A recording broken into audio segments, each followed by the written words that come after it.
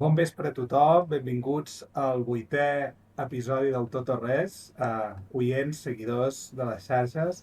Després d'uns mesos de silenci, tornem a estar aquí.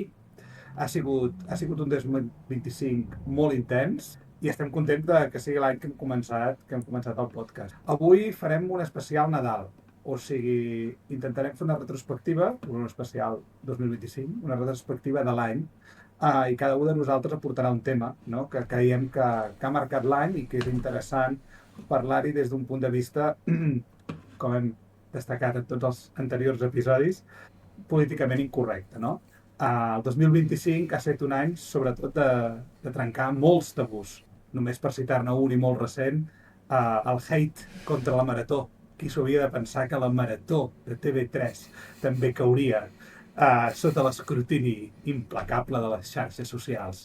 Simplement, gent ben informada que posa una compta de resultats, no? Que els ingressos baixen i els sous de l'estructura pugen. Un tema més que ens recorda això, que per què serveix aquest podcast, no? Per tocar tots aquells temes que són incòmodes i que divendres passat em va passar coincidint amb algú de La Vanguardia, també, que enmig de totes les crisis que estem vivint, La Vanguardia, sabeu què va publicar el divendres en portada? Què va publicar? Rosalia i el Mago Pop. No sé, dues notícies, agafar la portada en un moment que l'Estat i que la geopolítica, vull dir, cremen per totes bandes. O sigui, tenim molta teca i els mitjans tradicionals no estan fent la feina. Veiem. Vosaltres, què tal? Com esteu acabant l'any? Jo vaig una mica sense benzina, ja, Jo igual, Guillem, ja ho sabeu. Masses coses. Fem masses coses a la vida. Especialment els d'aquest podcast. Jo enfoco al final d'any, com m'ha ensenyat algun d'aquests mestres de productivitat que segueixo, que és no obrim més melons. És moment de tancar coses, i no fotre'ns amb més merders. Llavors... Som especialistes aquí, a obrir melons. Correcte. Per sort ara no és temporada de melons. Una de les coses que m'agrada més al Nadal són les mandarines. Són meravelloses. Jo parlant de 2025, anava prou bé fins que han aprovat els pressupostos a Gran Bretanya. He fet càlculs del que em tocarà pagar extra d'impostos. Però bé, cap problema, perquè després surt pel carrer, els carrers estan més nets, l'aire es respira millor, les escoles funcionen més bé, els autobusos fan una sintonia meravellosa quan circulen pels carrers, o no ho sé. Detecto ironia, Borja? Deu ser que això ja no és el primer món on vius. Sempre dius que és el primer món, ja no ho és o què? Hi ha algunes dones que és qüestionable, però crec que això dona per un altre podcast sencer. Sí, això anava a dir, potser és el meu algoritme de xarxes socials esbiaixat, però no m'està arribant a mi aquest missatge últimament de UK, A mi m'està arribant que està a punt d'haver-hi el gran canvi, no? El gran sorpasso de Reform. Vull dir, ja no queden alternatives, a la dreta i a l'esquerra estan exhaurits, no? El Labour encara al poder, però exhaurits, i res. El que hem discutit ja en altres episodis, no? Està recorrent tota Europa i el món occidental, aquesta tendència. Desil·lusió. I per qui no ho sàpiga, Reform seria l'equivalent a Aliança Catalana d'aquí d'Anglaterra. Era un tema que tenia pensat de parlar com a, diguem, moment així més interessant de 2025, no? Però havia pensat parlar d'un tema a nivell global una mica més rellevant, que és la intel·ligència artificial. Què no s'ha dit de la intel·ligència artificial, que jo diré ara, però sí que hi ha hagut unes declaracions molt interessants del president d'una empresa d'IA que es diu Anthropic. Anthropic, així, en resum, és un servei de recerca d'intel·ligència artificial que, al contrari que d'altres, com el famós ChatGPT, estan més centrats a fer productes d'intel·ligència artificial per a empreses. Bé, què ha dit el bo del president, el Darío Amari, el president d'Anthropic? ha dit a una conferència que hi ha empreses al món de la intel·ligència artificial que estan fent un YOLO Inc. Ara bé, per la gent de més de 30 que ens estigui escoltant, YOLO és les sigles de You Only Live Once, que seria com un carpe diem anglosaxó generació Z, bàsicament, no? La gent que diu bro probablement també digui YOLO molt sovint. I bàsicament aquest senyor, amb un punt d'ironia, també, molt subtil, ha dit que hi ha empreses allà que estan fent carpe diem, que estan anant all in, tot o res, i estan invertint per fora a les seves possibilitats. No sé, qui se m'acudeix. OpenAI, per exemple, gastant bilions de dòlars amb oracles per fer centres de dades, una empresa que realment ni cotitza públicament, els seus números deixen molt que desitjar en comparació a les als seus ingressos. I ara podem parlar òbviament, de la superbombolla d'intel·ligència artificial que trobem al mercat avui dia. Jo us volia donar un exemple molt divertit d'aquesta bombolla, a veure què n'opineu. Heu sentit a parlar de Safe Superintelligence? No? Alguna cosa he sentit, però hi ha aquests termes com que se n'estan abusant últimament, però digues, il·lumina'ns, Borja. El nom és fort, eh? Safe Superintelligence. Safe O sigui, Superintelligence. seguretat superintel·ligent. O sigui, això no són pinços Garriga, eh? No, estem parlant de Safe Superintelligence. Bé, doncs, un dels caps d'OpenAI, l'empresa que està darrere de ChatGPT, ha muntat la seva empresa. Ha format una empresa, està al moment que estan fent recerca d'intel·ligència artificial. No tenen cap mena de producte. Si veieu la pàgina web, ara posarem un link de la seva web perquè és una pàgina negra amb un text, bàsicament, no té absolutament res. Un producte que estan fent recerca d'intel·ligència artificial. Vale. Quan diríeu que està valorada aquesta empresa? Jo vinc amb els deures una mica fets per aquí, però ara no me'n recordo bé el d'Anthropic, però jo crec que de 50 billion, o sigui, 50.000 milions no baixava. Safe Superintelligence, parlem? No Anthropic. 50, vale. 50.000 milions d'euros. Una empresa, recordo, que fa recerca, no té cap mena de producte, no té cap mena... No cotitza en borsa, no té un producte que estigui venent. L'Arnau diu 50. Guillem? Jo, cap menys, 10.000. 10.000 milions d'euros, 10 milions, vale? Robert? Ni per ti ni per mi, 25.000. 25.000, vale. L'empresa del bo d'en Ilya Sutskever, perdó, que es diu, està valorada en 32.000 milions de dòlars. En quant està valorat Telefònica? Telefònica està valorat en 25.000 milions d'euros. I aquesta empresa, que no té cap mena de producte, està fent investigació. 32.000 milions d'euros. Per valdre zero, també s'ha de dir. Una de les poques apostes aquest 2025 que podies haver perdut diners. Parlarem després, quan parlem del Partit Socialista i el govern. Pobra Telefònica, ara que ho has demostrat. Però sí, que resulta una mica peculiar aquestes valoracions tan altes d'empreses que tenen molt poc benefici o forma comercial tangible. Cap. És Una fum. de les raons per les quals es parla de bombolla també és perquè és com que les empreses d'intel·ligència artificial s'estan financiant entre elles, no? O sigui, em sembla que és Nvidia, no?, que va fer un finançament a OpenAI, i OpenAI està comprant xips Nvidia, o em sembla que anava per aquí, no?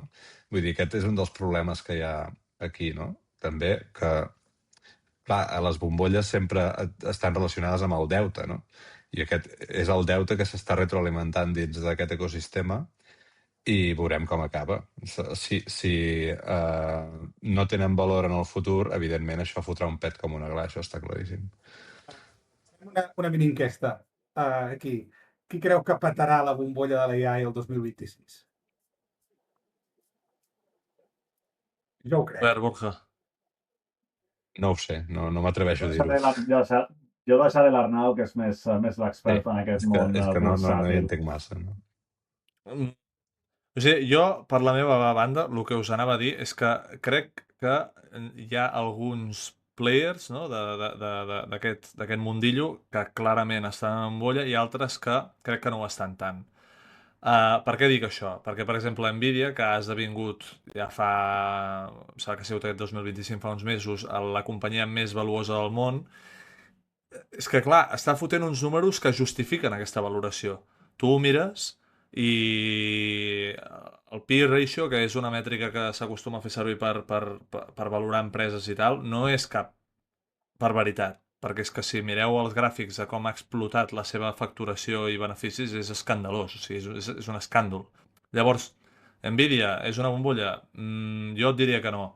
Oracle, per altra banda, això ja estem tocant un altre tema, que és que, bueno, sembla que els marges operatius que n'estan traient de fer tots aquests data centers són bastant baixos. Llavors, aquí potser vol dir això que aquesta gent està creixent amb un negoci que potser no és tan rendible.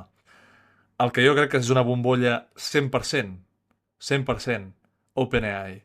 OpenAI té una valoració, em sembla que ara està fent rondes de finançament, no sé si era per 300 o 500 billion, és a dir, 300.000 o 500.000 milions de valoració de l'empresa, amb una facturació que em sembla que era de 14 bilions. O sigui, és a dir, estem parlant d'ordres de magnitud menys de facturació.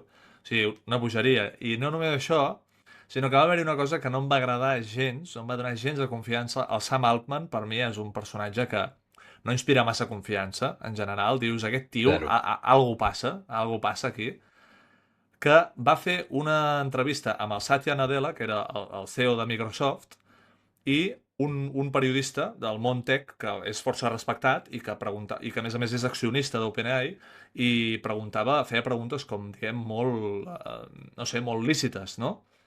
Doncs el tio li va preguntar una mica per això, no? Com veia tot el tema de la valoració, tal, bueno, no recordo com ho va fer anar. La resposta del Sam Altman, sabeu quina va ser? Quina magnífica resposta li va donar? Ara em sembla que es deia Gary, el periodista aquest, va dir, Gary, si et vols vendre les teves accions d'OpenAI, no et preocupis que jo et trobaré un comprador, eh? I dius, a veure, t'ha fet una pregunta lícita, és a dir, respon, no? Diguem, amb un enfocament de negoci, no? Però això de dir, no, si no vols les nostres accions, jo et trobo un comprador tranquil que algú me les comprarà, no m'inspira confiança i els números tampoc. I, a més, em sembla que hi ha rumors de que... Aquest tio em cau pitjor que l'Elon Musk, el Sam Altman, que ja has dit. Segueix, Arnau, perdó. No, l'últim que anava a dir és que, a més, hi ha rumors que em sembla que es vol fer la IPO, és a dir, l'Initial Public Offering, és a dir, portar OpenAI a la borsa, amb una IPO, em sembla, de $1 trilió. És a dir, que segurament seria l'IPO més gran, amb una valoració més alta de la història. Amb una empresa que vols fer una IPO de $1 trilió i que fas 14 bilions en facturació, no ho sé. Sincerament, trobo que no té sentit. I amb el tema de que les empreses que s'inverteixen entre elles, això s'ha d'anar molt de compte, aquí. Veurem com acaba. Sí, jo tinc una mica la sensació que passarà una mica com a la bombolla.com. És a dir, que la tecnologia és emergent i existeix i és el futur, però no per construir les aplicacions que es necessitaran. Això. Passa que, Guillem, s'ha fet molt el símil de les .com. Passa que a l'era de les .com hi havia 2 milions de persones en internet, en comparació ara. Però sí, això no treu que realment sí que vivim a un món d'una bombolla totalment descomunal i veurem què passa el 2026 i no comparteixo la simpatia amb el bo de l'Alman. De fet, el trobo una mica cínic, no? Aquesta veu mel·líflua que té, no? De bro californià molt relaxat, amb aquesta veu tranquil·la, com parla, les pauses que fa. Jo el trobo el trobo una persona molt cínica i sí, tinc la mateixa confiança que com es deia, el Samuel Bankman-Fried, però bueno, aquest és un altre tema, quan fem un podcast sobre criptos i bombolles de Aquest tema és bo, criptomonedes és bo. qüestionables. Sí. Però em queia Aquest més l'hem de bo, tocar. però em queia més bé aquest tio, Borja, o sigui, aquest tio amb els seus pèls i tot això, saps? Boig, que va començar a liar-la amb les criptos. O sigui, aquest, i a mi, no sé, em cau més bé. En canvi, el Sam Altman se'l veu amb aquest molt altiu, no? Sí, tu l'has escrit molt bé. Però una cosa, jo volia preguntar una cosa a l'Arnau, perquè has dit que Nvidia creus que no és el problema, i no creus que aquesta facturació que està fent i que li genera aquests beneficis per acció i tot això es pot acabar de sobte? Perquè si peta aquesta bombolla, Nvidia bàsicament ven xips, no? I ara ven tant xips perquè s'estan fent centres de dades a patades, perquè hi ha totes aquestes empreses d'intel·ligència artificial. Si això fot un pet, Nvidia caurà la facturació de cop, no? No podria ser això? O té un model de negoci més robust com perquè això no li passi? A veure, és complicat i a més tens un punt bastant rellevant aquí, que és el fet de que els grans, o sigui, un gruix molt important de la facturació d'NVIDIA són les Big Tech, precisament, és a dir, Microsoft, Meta, Google, etc. Que a més tots aquests estan procurant no haver de dependre d'NVIDIA, és a dir, fabricar, o sigui, buscar alternatives, i fins i tot Google està fent les seves pròpies TPUs per fer, no? per poder tenir el poder de computació ells i estar verticalment integrats, no? Però sí que és veritat que, a veure, crec que és molt fàcil dir-ho això i poc de fer-ho. Jo crec que Nvidia s'han posicionat com els millors en això, amb diferència, amb molta propietat intel·lectual, molta patent, molt expertise, però això no vol dir que, òbviament, les coses es puguin girar. Ara, com deia el Guillem, hi ha molta gent que ho compara amb el dot-com bubble i jo crec que s'ha de fer una distinció, i és que a l'era de les dot-com tenies pàgines que venien pinso de gat amb valoracions de 10 billion, i aquí, en canvi, tens gent fotent un pastissal de veritat i fent augments de productivitat com mai s'han vist abans amb la IA. Llavors, és complicat, és complicat. La qüestió és que els números tinguin sentit. Els Nvidia en tenen prou, però al tanto. El d'una empresa com Google trobo que tenen molt sentit. Els números d'una empresa com OpenAI no tenen cap sentit. Molt bé, doncs aquest tema el podem deixar per tancat. Jo m'hauria un més cap a la política, que veuria que és que hem parlat de la valoració de les empreses, però això també ve de la liquiditat general. I la liquiditat general ve de que els bancs centrals no paren d'imprimir diners.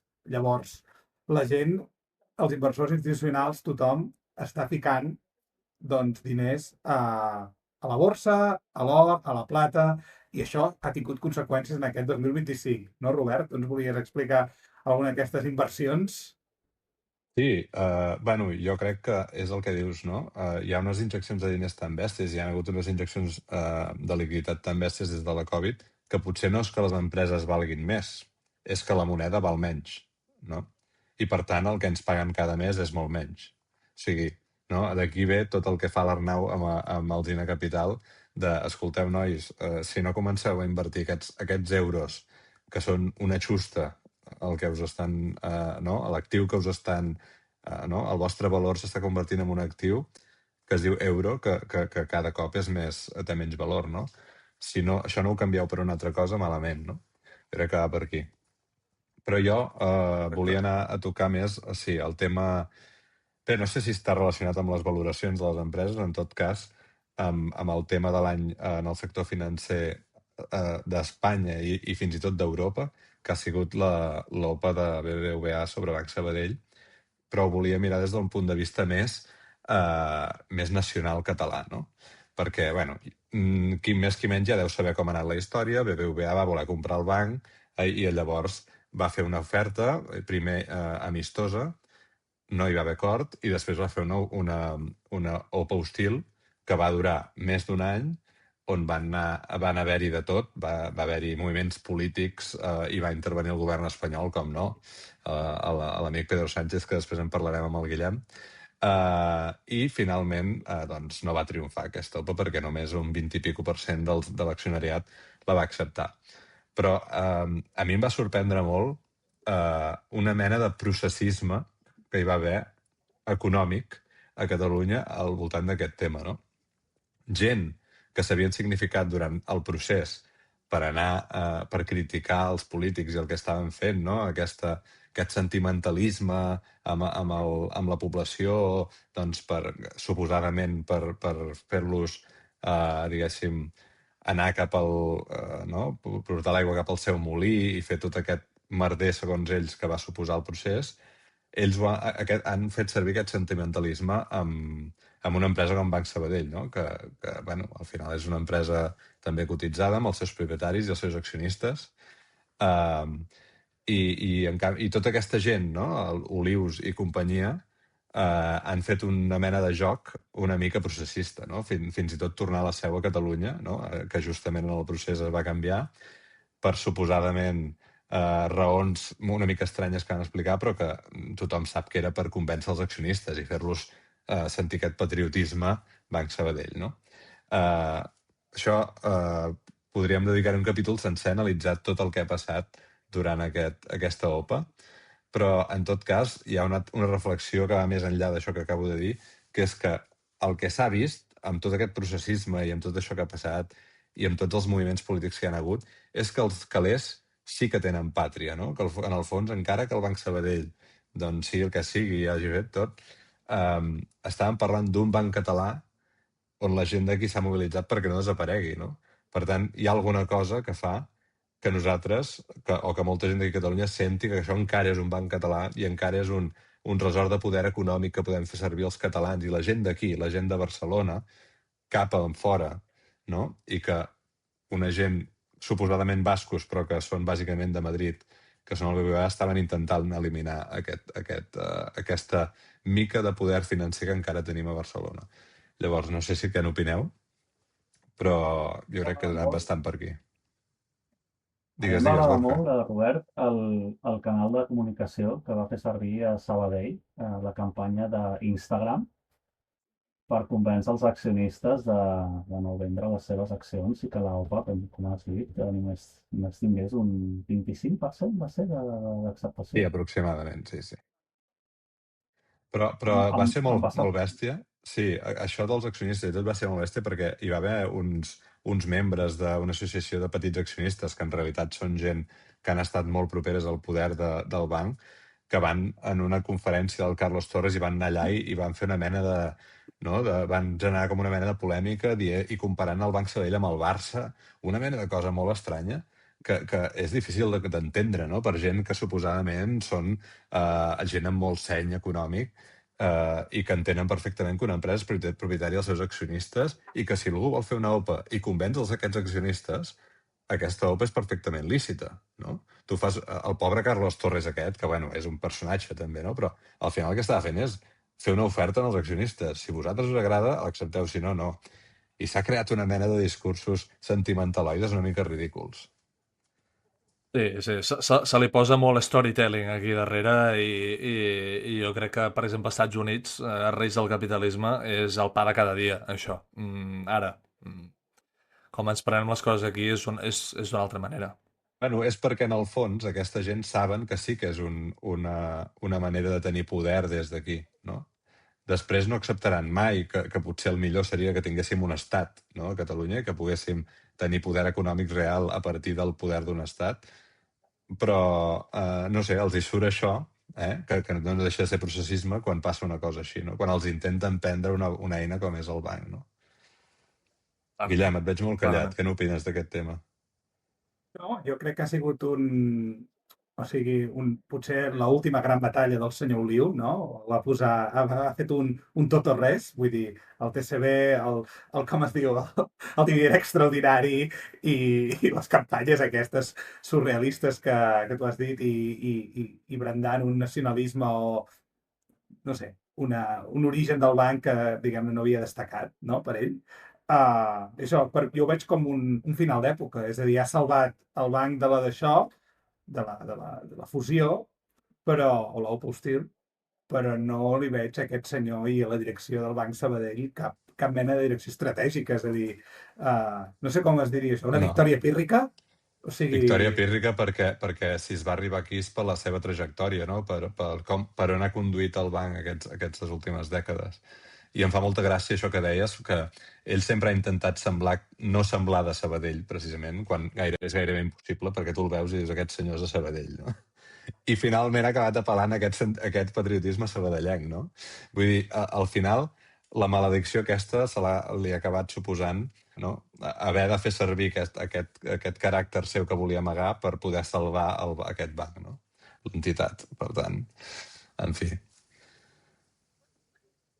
Clarament, jo crec que els grans guanyadors d'aquesta OPA, a veure, deixeu-m'ho mirar això bé, els grans guanyadors, primer de tot, han sigut les empreses de màrqueting que van contractar BBVA i Sabadell, fotent unes campanyes que han durat i han estat, amb perdó, donant pel sac durant bastant de temps en el consumidor, que això és una altra cosa que trobava bastant surrealista.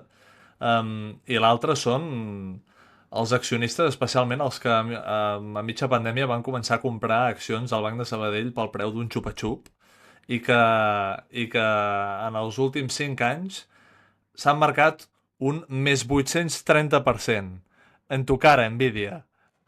Exacte. L'envídia catalana. Sí, sí. Exacte. Tal qual. Escolta, i els bufets d'advocats també n'hi ha alguns que han sucat bastant, amb aquest procés, em sembla. Tanca, Borja, digues. Igual m'estava recordant de quan el Banc Santander va comprar l'Avibank aquí a Anglaterra. Va ser el 2000, que serà el 2004, crec que va ser, no? Va tenir una aprovació de l'accionariat d'Avi bastant significatiu, quasi el 90%, però estava recordant, encara la controvèrsia encara continua, com Santander va prometre a una sèrie d'empreses que tenien comptes amb Avibank que no tindrien cap mena de despesa de gestió. De fet, li van dir el free forever, gratis per sempre. I això, quan van completar l'adquisició, s'ho van passar pel mateix forro i ara la controvèrsia continua. O sigui, bé, s'ha d'anar en compte amb les promeses que fas que després no pots complir. Jo no sé quines promeses va fer el BBVA, però clarament no va sortir endavant. I jo personalment, per, digue-li motius patriòtics, simbòlics, me n'alegro moltíssim. I tant de bo hagués comprat accions pel preu d'uns quants xupa-xups com vas fer tu. A la pròxima aviseu, la pròxima aviseu. Sisplau. En tot cas, tornant cap al nostre país, hi va haver una intervenció política que a mi em va semblar vergonyosa del govern espanyol en tot aquest tema, no? I em penso que el Guillem ens volia parlar del govern espanyol avui, per tant, jo crec que és un bon moment per saltar cap aquí. Sí, ara ja entrem a la part de l'humor, no?, del podcast avui. De fet, el que dius tu devia ser l'acció menys vergonyosa d'aquest govern, la intervenció en l'OPA BBVA a Sabadell, perquè només per començar a citar algunes de les coses que la gent potser no recorda, ara han quedat més clares. Era un govern molt intervencionista. A través de la CEPI va voler comprar accions a Indra, també a Telefònica, amb uns resultats estratègics curiosos. A Telefònica no ben bé per protegir els treballadors, perquè ara faran una ERE de 7 o 8.000 treballadors. Però això sí, han col·locat el fill del conde Pumpido, president del Tribunal Constitucional, com a executiu a Telefònica. I altra gent esquitxada per aquests casos que comentarem ara, que han hagut de sortir de Moncloa, doncs ara aterren al més pur estil xavista a una empresa semipública, no? O amb un gran accionariat públic. Ha estat un desastre de govern que crec que en els anys que vinguin necessitarem aquesta perspectiva per veure la destrossa que han fet. I l'ús, que això per mi és supergreu, l'ús polític dels diners del govern. Perquè després de la que cau avui en dia amb les corrupcions d'Ábalos, Cerdán dels assetjaments sexuals dintre del PSOE, que tot es tapa, vosaltres creieu que tenir Indra i Correos al teu poder no ho faràs servir per afavorir-te en les eleccions? És a dir, són gent tan corrupta avui en dia, tot el partit al seu voltant, no?, del president Sánchez, que ens du a pensar, vull dir, si va ser capaç de trucar a les primàries del PSOE, segur que no va trucar a les últimes eleccions. Vull dir, adonem-nos del nivell de desconfiança que ens ha portat aquest govern. És a dir, ara ja no podem... O sigui, ja no podem ni confiar de per què el govern vol participacions econòmiques en empreses estratègiques més enllà dels seus interessos personals de partit. I això ho trobo gravíssim. I l'altra cosa, per acabar l'any d'aquest cas, que per aquests temes enyoro el Regne Unit, aquí no dimiteix ni Déu. És a dir, Sánchez aguanta amb el seu síndrome psicòtic o que realment ha mentit tant sobre tantes coses que arribem en un punt que la gent ja no analitza ni racionalment. És a dir, a Anglaterra o qualsevol lloc, si el teu número 2, si el teu número 3, si el teu número 4 roben o assetgen, hi ha un moment que responsabilitat vol dir que tu, com a persona que els ha nomenat, que els hauria de supervisar, doncs has fallat, no? I a mi em fa molta gràcia cada cop que surt el Sánchez per la televisió i diu jo assumeixo plena responsabilitat. I fa fora algú altre, però ell no. Estem en un final de règim molt, molt interessant a Espanya, saps? Perquè està afectant ja totes les parts de l'economia. Està claríssim que la confiança institucional no en queda ben poca. Jo no conec gent que digui no, sí, jo confio en el govern. No. Vull dir, està sota Sembla, mínims. Guillem, el Pedro Sánchez, ja ho he dit alguna altra vegada i em sembla que no t'agrada gaire que ho digui, però el Pedro Sánchez, tio, podria ser el protagonista de House of Cards. O sigui, des d'aquesta corrupció que té interna, diguéssim, el tio és un puto crac, diguéssim, guanyant el poder, mantenint-lo, tallant caps al voltant seu a tort i a dret i ell mantenint-se allà, no? Vull dir, o sigui, realment és una habilitat que té molt bèstia, que va partir de ser un don nadie en el PSOE, que es va carregar la Susana Díaz i ara el tio està allà aguantant amb un huracà al voltant, no? Un segon. No era un don nadie. Era un personatge amb unes cintes de saunes gay involucrant l'elit socialista. A veure, no ens manem el dit. Em És a refereixo... dir, aquest senyor va aconseguir que gent important del partit li donés suport un cop de fenestrat, no? Gràcies a aquest xantatge. I això em lliga amb una cosa que sempre hem dit a Catalunya, o es diu el sentit comú, no? Digue'm amb qui vas i et diré com eres. Aquest home no és només de les saunes gay, que té uns orígens dubtosos, no? De que el sogre els hi pagués el pis per viure i la campanya del PSOE. Presumptament. Ell va dir, quan li van preguntar, que no li consta.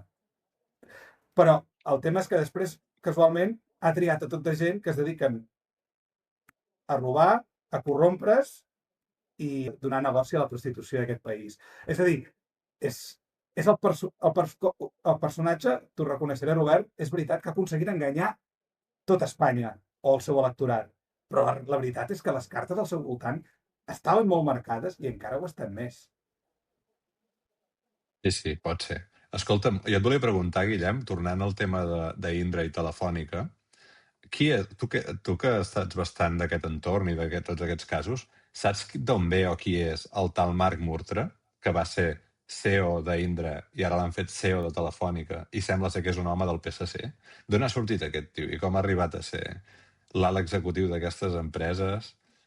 Evidentment està totalment vinculat al Partit Socialista, aquest tio, però no, quin és l'origen? No el sabem? No tinc l'origen específic, però és part del sistema o del món clientelar, la corrupció legal que existeix a Catalunya i a Espanya, que el PSC la practica amb excel·lència.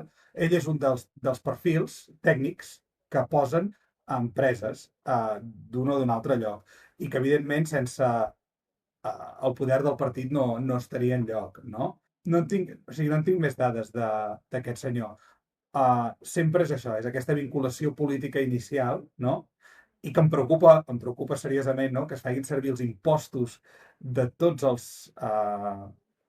ciutadans per llavors col·locar gent a dir que en aquest cas no sé si o no té la competència, però en altres, com ara la Meritxell Batet, que l'han fet del Consell d'Administració d'una empresa de satèl·lits. Ella que és economista, vull dir, o politòloga, perdó, o advocat. Quadre 100%. Estem davant de, o sigui, de la total erosió de la meritocràcia, la corrupció estructural, i el que volia dir en els nostres oients, el PP no és millor, no hi ha alternativa a Espanya. És a dir, dels millors articles que he llegit, hi ha un que és del Luis Garicano, de Ciudadanos, i n'hi ha altres de gent menys coneguda. El problema és estructural. La corrupció existeix a tots els nivells, a l'estat espanyol, a totes les administracions. I si això no es vol canviar d'arrel, amb sentències més dures, que els polítics no estiguin aforats, és a dir, hi ha 1000 maneres de fer més fàcil la persecució de la corrupció. Tinc una nostàlgia, ara que has mencionat Ciutadans, me n'havia oblidat totalment de la seva existència. Vosaltres creieu que hi ha realment espai per un partit com ells, ara mateix? Un partit que vingui a canviar de sotarrel tot el sistema i que la població realment cregui que pugui fer una reforma de dalt a baix. Perquè, clar, en general a Europa, l'extrema dreta jo crec que puja tant perquè, per el que dius tu, Guillem, falta de fe en el sistema, per això l'extrema dreta, partits relativament nous, pugen, però el problema que té l'extrema dreta espanyola és que bé, té una oloraina feixista rància que crec que no triomfarà mai. Creieu que hi ha espai realment per un partit centre-dreta liberal que vulgui reformar el sistema, que sigui amable amb els autònoms, etc. Digues-ho. Perdona, no, Ciudadanos jo crec que no venia a canviar res, ni era un partit innovador ni res, era una eina de l'Estat per determinades operacions, primer a Catalunya, no? Per intentar animar el contraprocés i, evidentment, anar contra el català, que és una de les prioritats de l'estat espanyol sempre, i després van intentar-lo ampliar a nivell espanyol, fer una mena d'espai liberal que no quadrava per enlloc amb l'origen que tenia aquest partit, i si el Garicano aquest es pensava que realment estava fotent-se en un partit renovador, és que és una mica naïf. I totalment. I ara justament estava escrivint un article sobre aquest tema, que per canviar el sistema o l'estructura necessites crear un partit que ho apliqui a ell mateix. És a dir, la meritocràcia o la rendició de comptes no la pots demanar a l'Ajuntament o al Consell Comarcal si tu no l'apliques al teu propi partit. I aquest crec que és el problema de la ingenuïtat que deies, no? D'alguns intel·lectuals com el Garicano donant suport. Jo crec, Borja, el que deies, hi haurà sempre un espai, quan hi ha una fallida del sistema, per una alternativa. El problema és que si les alternatives són buides, carcasses buides, amb el CNI per sota, amb els diners, que era l'observació del Robert, doncs evidentment no solucionaran cap problema. I aquí el que venia a dir és que a nivell d'Espanya no veig cap solució, i ja m'està bé que es desangri i implosioni, però des de Catalunya, si volem buscar una solució, realment hem de crear una nova cultura política. És a dir, s'ha d'acabar que gent sense ofici ni beneficis dediquin a la política. Gent que no val res a la societat privada, que no té una manera de guanyar-se la vida. Perquè és evident que el mínim que et passarà són coldos, són enxufismes a Telefònica i pèrdues de valor de l'Estat, corrupcions i la vergonya, no? De tenir aquest tipus d'institucions per tothom. O sigui que hem de començar una revolució més profunda de societat, de cultura política. Cultural. Si comença una sauna gay, perfecte. Com? Sauna gay? I si comencés aquesta revolució a una sauna gay seria la ironia màxima. Bé, si algú el Gaixample la vol oferir, doncs cap problema. Arnau, a veure com lligues el segon tema amb això. No. Jo el que anava a dir és que el Guillem, que n'és ben expert d'això, que és un tema cultural, és un tema estructural, i que si no els partits no ho apliquen en ells mateixos, doncs no anirem enlloc, no anirem enlloc. Per això suposo que venen no, canvis com els que estem veient avui en dia arreu d'Europa, no? És una reacció contrària a lo que tenim instaurat. Um, per anar acabant això, jo simplement, com que fèiem una mica de retrospectiva del 2025, m'agradaria quedar-me amb una cosa del 2025 que a mi crec que és de les coses que m'ha, diguem, xocat, no xocat, però que exemplifica molt aquest, aquesta decadència estructural de la qual estem parlant, no? Que és, i en vam parlar, la pagada que vam tenir a la península Ibèrica, que altra vegada jo crec que no s'ha anat parlat suficient i moltes vegades penso, no sé, potser és una sensació, però que veig que la gent li treu una mica d'importància, no? A això, i que realment en aquestes situacions veus una mica com està el pati de veritat, no? De la mateixa manera que vam veure un experiment social brutal a la pandèmia, no? I a dia d'avui, mmm, amb una cosa que va ser, crec que tothom estarà d'acord, que molt greu, i per sort es va arreglar al cap de hores, no? A dia d'avui tampoc és que t'hagin sortit algú del govern, algun polític, a explicar-te, mireu, nois, això és tot el que va passar, no? Va passar per aquestes coses, estem treballant per arreglar-ho, tenim un pla d'acció que farà que previngui això, que passi de cara a futur, etc etc. No, no. Oh, va haver un incendi al sud de França, no sé què. Bueno, escolta, tu, ens hem quedat tota la península Ibèrica sense electricitat, a prendre pel cul i anem a per la següent, no? A veure quin és el cas de corrupció que surt del PSOE, o a veure quina noticieta surt, no? M'has fet pensar, Arnau, que vaig deixar a la cistella d'Amazon una ràdio d'aquestes de Dinamo, saps? Un transistor de Dinamo, i no me'l vaig comprar al final. Ho hauré de tornar a fer perquè això un dia o altre torna a venir. Un gran idees per un enemic invisible. Jo estava pensant, Arnau, això que sé perquè et dono la raó, jo ho havia oblidat totalment, potser perquè no la vaig patir aquí a Anglaterra, però va ser realment un fenomen molt transcendent. O sigui, l'impacte que va tenir a la gent creuant Collserola, abans dels porcs senglars es podia creuar Collserola caminant, entre moltes altres històries que ja vam comentar a un dels capítols. Hi ha una paraula anglesa, que no sé si té traducció, que es diu infobicity, que combina informació i obesitat. I jo crec que quan estem constantment bombardejats, ja no només d'estímuls, sinó de notícies molt transcendents, guerres, figures polítiques amb decisions totalment estrambòtiques, com el Donald Trump, escàndols locals, com els que explicava el Guillem. Però crec que aquest assaig constant d'estímuls que rebem, jo crec que ens fa realment oblidar les coses i no mantenir fets ni mantenir esdeveniments que ens han passat fa relativament poc. Què penseu vosaltres? Totalment No? d'acord, sí, sí. Sí, totalment. I afegir que el Sánchez i el Trump, els dos, a la seva manera, són molt experts en abusar d'això. Crec que era l'Steve Bannon, ho deia, diu, si crees una crisi al dia, t'atacaran. Si en crees 25, no et poden atacar.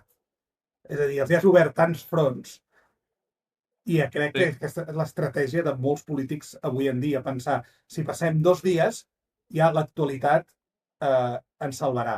El cas del Sánchez, que avui mateix, enmig dels casos de corrupció i d'assetjament sexual, surt a presentar un abonament al transport públic, que per més INRI, el que li està dient és el transport públic amb Renfe era gratuït i ara serà pagant. Però un volcalla com un gran abonament per viatjar per tota Espanya, com si la gent viatgés per tota Espanya, la gent viatja per anar a treballar o per anar a veure alguna cosa en transport públic. És a dir, increïble. I quan et desafien amb preguntes de rendició de comptes, doncs veus com ho fa tant el Sánchez com el Trump, tractant malament els periodistes, insultant-los. Què li va dir l'altre? Peggy o Piggy a la periodista, stupid, vull dir, directament a aquest nivell, Però això, en el fons, ens marca una cosa, que és que els polítics cada cop eh, tenen menys rendició de comptes davant dels ciutadans. Abans que parlàvem d'obrir 100%. melons, perdó, Arnau, abans que parlàvem d'obrir melons, el Sánchez és brutal, la capacitat per obrir melons en moments estratègics, no? Perquè fa poc va obrir el meló aquest, que s'ha anat obrint històricament, però de tant en tant s'obre, que és el del canvi d'hora, no? No sé què va passar aquell dia, que s'està parlant d'alguna Sí, corrupta sí, del sí. PSOE, i de cop va sortir amb el canvi d'hora. Però fent una proposta com molt bold, no? Allò que fins i tot uns companys de feina d'Itàlia van dir ostres, el vostre president està parlant del canvi... Vull dir, és un tio que arriba fins i tot més enllà de les fronteres d'Espanya amb els melons que obre per maquillar, no?, tot el que passa al seu voltant. 100% vaig a fer una cosa que a veure si puc intentar amb un bold statement, no? Viralitzar una notícia de manera que es fagociti l'altra, no? O sigui, és la manera com estan arreglant els problemes, no? O sigui, jo la reflexió que feia amb el tema aquest de l'apagón, no? És que aquest perquè el van solucionar i es va solucionar relativament ràpid. Però jo crec que la gent, en general, ara semblaré el conspiranoic de torn i a més ja amb totes les coses que acostumo a recomanar per la newsletter i tal, doncs ja sabeu una mica per on vaig, no? D'intentar tenir prevenció a llarg termini sempre i tal, no? Però és que jo crec que la gent no està preparada perquè les coses puguin potencialment anar malament. I insisteixo, això perquè es va arreglar ràpid, però i si haguessin passat 48 hores, o 72, o una setmana? O sigui, hi haurien hagut saquejos, hauríem vist barbaritats, segur. I clarament la casta política ara mateix no està per arreglar les coses, per fer les coses decentment, perquè siguem estructuralment robustos. No, Hi ha una cosa que sí que són consistents, des de la pandèmia amb l'apagada, enforrar-se. Com l'amic sí. Federico Los Santos ha dit avui de l'empresa, Forestalia. Ara, vull dir, aquest era el tema. Vull dir, Magnífic. són gent que ha vingut a forrar-se de la política, a un i a l'altra banda. I les crisis greus que dius tu són els moments excepcionals que tenen per saltar-se tota la normativa de manera més ràpida. O amb el tema de la transició verda, aquesta, igualment, no? Són renovables, són bones, sense límits. I Sí. ningú arriba com es diu, a la El moll de l'os. El moll de l'os, la discussió crítica de, bueno, les renovables són bones, però tenen algun defecte, tenen alguna limitació. Estem molt en aquest blanc i negre, en aquesta discussió 100%. no racional, sinó emotiva. Estàs 100%. amb la renovable, estàs en contra. Estàs amb aquí o estàs allà, no? I això realment, per països o democràcies avançades, és un desastre, perquè els problemes que vindran aquest 2026 i més, que també per obrir un altre meló, que no parlarem avui, que són les pensions, la sostenibilitat de les pensions. Oients, com sabreu, i està plenament confirmat, que la mitjana dels treballadors cobra menys que la mitjana dels jubilats. Benvinguts a l'Espanya del 2026, on la justícia intergeneracional és un mirall. Però amb això tot, no? No hi ha un debat ni profund ni de dades, i és molt trist, perquè com a generació, no? Veiem qui ens governa i cap on ens porta. I una mica lligant-ho amb les altres discussions que el Borja ha dit sobre la intel·ligència artificial en un moment tan convuls, no?, del món geopolític, de les empreses, que nosaltres, com a societat, ens organitzem d'aquesta manera, fa una mica de basarda, no? Anava a dir que el Guillem ha fet... Això jo crec que pot servir per tancar, perquè ha fet una anàlisi bastant encertat i ens projecta cap al 2026, no?, amb aquests temes com les pensions, que són melonassos, ja que en parlàvem abans. Doncs posem una frase del que esperem per al 2026 o reflexió i ho tanquem aquí. Jo, com Comença veig tu. el 2026, necessitem més racionalitat, menys blanc i negre, més grisos, perquè si no, nano, això fotrà un pet com una gla. Endavant, no sigueu tímids. Jo crec que el 2026 ens començarà a projectar cap als nous cicles electorals i cap al que ha de venir després, no? Perquè, bueno, ja que parlem, torno amb els melons, no? S'estan tancant melons, guerra d'Ucraïna, totes aquestes coses. Trump ja arribarà a la meitat del seu mandat, em penso. Vull dir, començarem a visualitzar el que ve després, no? També a Catalunya, que aviat començarem un nou cicle electoral. Bueno, jo pel 2026 espero que caiguin els mals governs que tenim al voltant i que comenci a haver-hi, crec que també és important el 2026 perquè comencem un altre quart de segle. I una mica que no només els governs, sinó les pràctiques o certes vicis que hi ha hagut, que ja estan arribant al seu punt d'extenuació. I hauria de ser el moment de començar a veure coses noves, no? No només amb la intel·ligència artificial, sinó en com això ens canvia com a societat, els reptes de l'educació, no? Com els professors a les universitats i a les escoles, no? Educaran amb la intel·ligència artificial i com els mitjans de comunicació seran revolucionats per les xarxes socials, la intel·ligència artificial, és a dir, tota una sèrie de canvis que jo sóc molt optimista, hi ha un gran potencial, però abans s'ha de tancar la porta, no? A un món que resisteix a morir. Jo també acabaré amb el tema de la intel·ligència artificial, com he començat. Jo no sóc cap escèptic de la IA, passa que espero que el 2026 tingui un valor pels treballadors i per la gent més que per l'accionariat de les grans empreses relacionades amb tecnologia i amb intel·ligència artificial, que sembla que sigui realment l'únic punt de valor. Jo crec que es parla molt de la productivitat i de com les empreses més punteres fan que el valor dels seus productes pugi de valor l'empresa i en conseqüència l'accionariat, però es parla menys de les conseqüències tangibles que pot tenir per la gent, que jo crec que pot mitigar molts problemes, com la pandèmia de la soledat, que es parla molt poc a Occident. Però això dona per un altre podcast sencer, així que ho tocarem segur el 2026.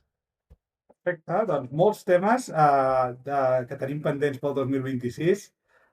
Pensions, soledat, noves formes d'organitzar-nos, grans empreses i molt més aquí al Tot o Res. Molt contents d'haver estat aquest 2025 amb vosaltres. 8 capítols, no és un mal principi. I res, queda molt per viure, per comentar, per ser políticament incorrectes.